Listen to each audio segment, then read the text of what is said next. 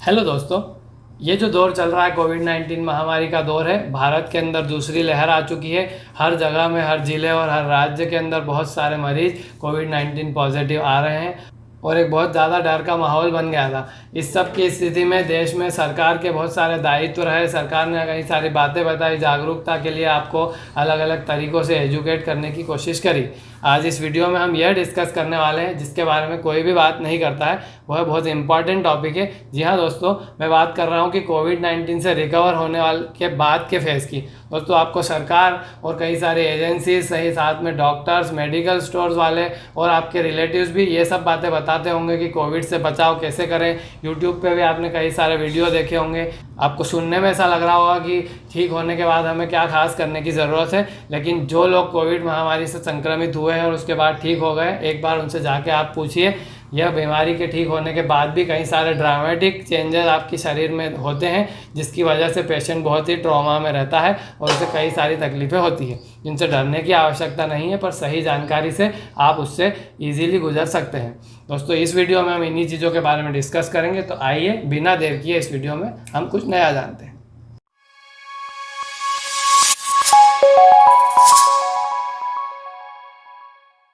कोविड-19 के इलाज के बारे में अगर आपके मन में कोई सवाल है तो हम उस पर ऑलरेडी वीडियो बहुत डिटेल में बना चुके हैं। आपको सभी जानकारियाँ उसमें मिल जाएगी। चैनल पर कोविड-19 नामक प्लेलिस्ट में उस वीडियो को आप देख सकते हैं। अब हम बढ़ते हैं कि एक बार जब आप ठीक हो चुके हैं, आपको क्या क्या ध्यान रखना चाहिए, रिकवरी का फेज़ कितना लंबा हो सकता है, उसमें क्या क्या समस्याएँ आपके सामने आ सकती है, उसके लिए आपको क्या सावधानियाँ बरतनी चाहिए।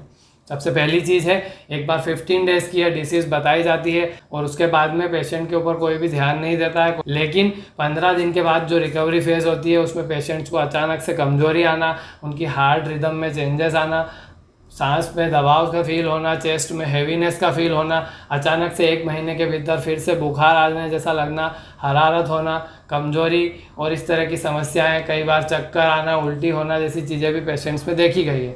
ऐसा होने पर पेशेंट्स डर जाते हैं, डॉक्टर को ढूंढते हैं। इस सब चीज़ों की वजह से और ज़्यादा ट्रॉमेटाइज हो जाते हैं। मैं आपको बताऊंगा कि इनसे डरने की ज़रूरत नहीं है। यह रिकवरी के बाद की समस्या है जो कि नॉर्मल है। इसे पोस्ट वायरल रिकवरी फेज़ कहा जाता है।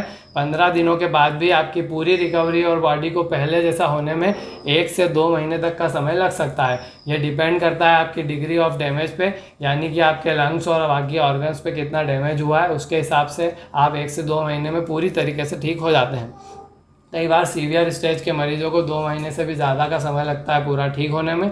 उस दौरान आपको शुरुआती दौर में क्या ध्यान रखना चाहिए? सबसे पहली चीज़ होगी, आपको ऐसे इम्यूनो बूस्टर्स लेने चाहिए जिसकी वजह से आपकी इम्यूनिटी में इम्प्रूवमेंट हो।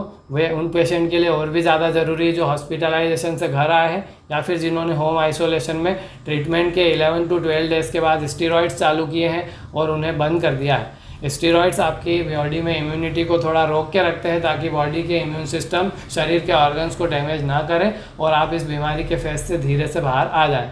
लेकिन चूंकि उस दवाई को बंद करने के बाद इम्यूनिटी को वापस बढ़ाने के लिए आपने कुछ नहीं किया है, ऐसी स्थिति में आपको गिलोय, अश्वगंधा, हल्दी, इस तरह के आयुर्वेदिक उपाय होते हैं। साथ ही साथ आप विटामिन सी के सिरप भी ले सकते हैं।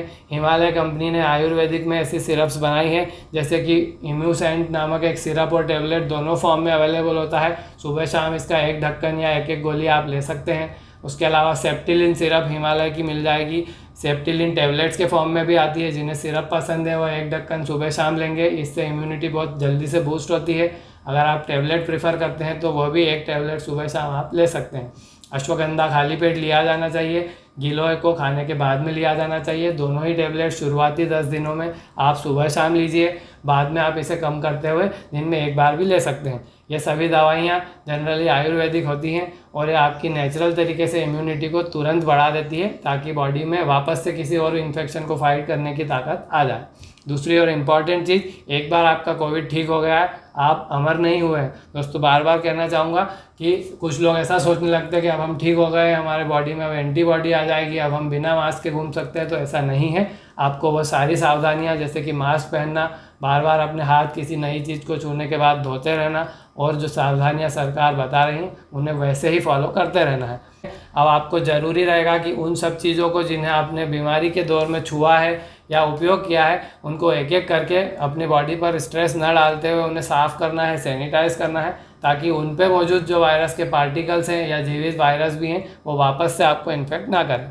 यह भी डॉक्टर्स नहीं बताते हैं। तो आपकी यह जिम्मेदारी होनी चाहिए कि आप 15 दिन के बाद एक एक करते हुए सबसे पहले दरवाजे, उनके हैंडल्स, बेडशीट्स, ऐसे आइटम्स जो बार बार टच करते हैं जैसे नल वगैरह, आपको सैनिटाइज करना है।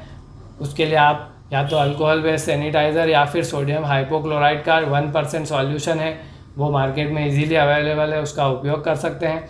उसके अलावा आपकी बेडशीट्स, पर्दे और ऐसे ऑब्जेक्ट्स जिन्हें आप जनरली यूज़ कर रहे हैं उन सबको आप पहले धूप में रख सकते हैं, बाद में उन्हें आप वॉश करके क्लीन करके धूप में सुखाकर रीयूज़ कर सकते हैं। तो ये छोटी छोटी केयर की बातें हैं जो आपको ध्यान रखनी होगी ताकि आप वापस से घर में ही मौजूद इन्फेक्शन से बचे रहें। और एक इम्पॉर्टेंट चीज़ रहेगी, घर को हवादार और क्रॉस वेंटिलेशन का स्पेशल ध्यान रखिए। कोविड रिकवरी होने के बाद कोशिश करें कि थोड़ी देर छत पर बैठे, सूर्य की धूप मिलने से विटामिन डी मिलता है। साथ ही साथ लाइट प्राणायाम आप शुरू के 10 दिन में करिए, जिसमें से कपालभाति, अनुलोम विलोम और भ्रामरी होते हैं। यह इसी सीक्वेंस में जैसे मैंने बताया है आप कर सकते हैं। सुबह शाम आधे घंटे इनको स्टार्ट कीजिए, इम्यूनिटी को बूस्ट करने में आपको बहुत ज़्यादा हेल्प करेंगे। धीरे धीरे 10 दिनों के बाद अपनी क्षमता के अनुसार आप प्राणायाम के साथ धीरे छोटे छोटे आसन भी शुरू कर सकते हैं और आपका ड्यूरेशन आप अपने हिसाब से क्षमता के अनुसार बढ़ा सकते हैं। तीसरी और एक और इम्पॉर्टेंट चीज़ रहेगी, लोगों को जिन्होंने स्टेरॉइड्स लिए हैं और दवाइयाँ ली है कोविड रिकवरी के लिए, उसकी वजह से इम्यून सिस्टम के साथ साथ इंसुलिन और शुगर कंट्रोल मैकेनिज्म भी बॉडी का बिगड़ने लगता है। बहुत लंबे समय तक बुखार की दवाई लेने से टेम्परेचर कंट्रोल मैकेनिज्म भी चेंजेस होते हैं।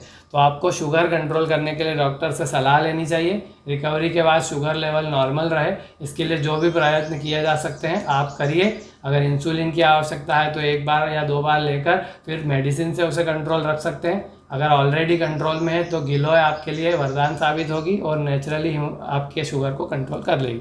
इस दौरान आपको 1 वीक या 15 डेज में हल्का फुल्का बुखार आ सकता है, उससे डरने की आवश्यकता नहीं है। यह एक ड्रामेटिक चेंज है जो देखा गया है, लेकिन आप निश्चिंत होकर प्राणायाम करते रहिए, वह अपने आप ही चला जाएगा, आपको कोई दवाई लेने की आवश्यकता नहीं पड़ेगी। अब एक और ज़रूरी बात आपको बताऊंगा, कोविड ठीक होने के बाद 15 to 20 डेज़ जो होते हैं बीमारी के स्टार्टिंग से आप कैलकुलेट करेंगे तो वो बहुत इंपॉर्टेंट होते हैं। बहुत सारे पेशेंट मैंने देखा है उनको 90% पेशेंट्स को एंजाइटी अटैक आता है। यह बहुत अजीब सी सिचुएशन होती है जिसमें आप जब सोने की कोशिश करते हैं तो आपकी हार्ट रेट बढ़ने लगती है। कई पेशेंट जो बहुत ही नॉर्मल थे, इन्हें किसी प्रकार की कोई बीमारियां नहीं थी, उनका ब्लड प्रेशर राइज होने लगता है, अचानक से कम होने लगता है।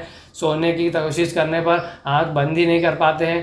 रात में अचानक से ऐसी स्थिति उत्पन्न हो जाती है कि उन्हें लगता है कि अब हार्ट अटैक या किसी भी समस्या से उनकी मौत भी हो सकती है, या वह बहुत ज़्यादा अटपटा महसूस करने लगते हैं। ऐसी स्थिति में आपको डरना नहीं है, सिर्फ संयम से काम लेना है। एंजाइटी एक ऐसी सिचुएशन है जिसका एक अटैक मैक्सिमम 30 मिनट्स का होता है, वो भी बहुत रेयरली है। जनरली 10 to 15 मिनट्स में एंजाइटी अटैक खत्म हो जाता है। सिर्फ इतनी ही देर अगर आप किसी ऐसे काम में अपना मन लगा लेंगे जो आपकी हॉबी है तो यह अटैक ख़त्म हो जाएगा और आपको अच्छा लगने लगेगा।